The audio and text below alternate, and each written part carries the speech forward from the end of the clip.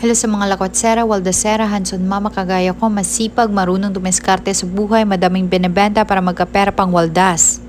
O di ba? Kahangak ba?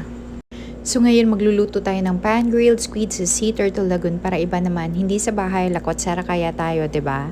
So dapat pag magluluto, maganda ang view, dapat by the beach because I love beach. So now let's prepare all the ingredients. Tamatis, onion, spring onion. Pwede nyo lagyan ng sili kung mahilig kayo sa maanghang. Masarap kainin ng hot. Hot na kagaya ko. Charot. So while I'm preparing to cook the squid, they're grilling now the pork liempo and fish. Yung iba naman nag-enjoy na nag-swimming, especially yung anak ko, si Kuya Ethan, mahilig talaga sa beach. By the way, highway, hindi ko na tinanggal yung ata or the squid ink in English kasi masarap pag may ata. Pero pwede nyo din tanggalin kung gusto nyo kasi kayo naman ang kakain, 'di ba? So ilagay na natin yung mga lamas para mas lalong sumarap ang luto ni Wonder Mama. Ang sarap minsan bumalik ng pagkabata, yung pag kumain nakakamay, madumi, tapos naka-black lipstick ka na pala, no?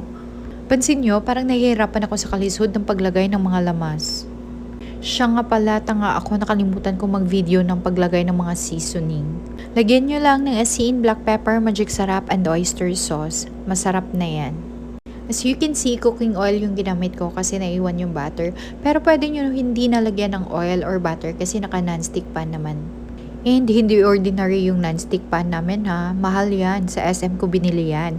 Hindi yan sa Shopee. Christmas gift yan ni Dada Norman sa akin, no? Flinex ko lang naman, kayo talaga.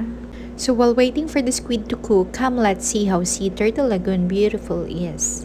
Sea Turtle Lagoon is a garden and beach ambience. It is located in Tabugon, northern part of Cebu.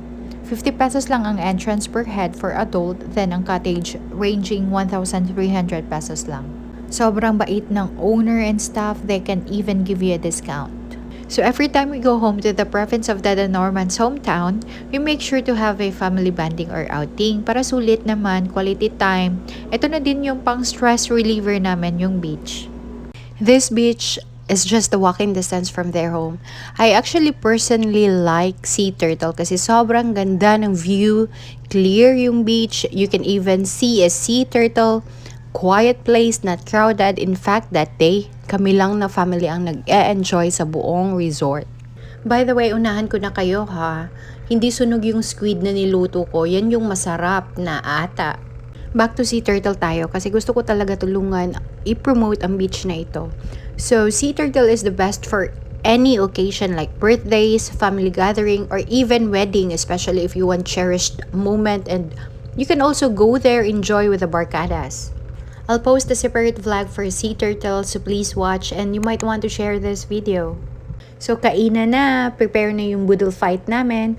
Pinobre pero masarap kasi with a family and we are doing this with a heart, with a love.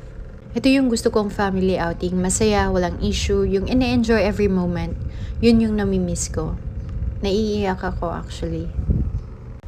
So this is your Wonder Mama saying, wag dapat kuripot. We need to share our blessings para more blessings na pumasok. Thank you for watching. Please follow and share and support me in my YouTube channel. Till our next video. Bye!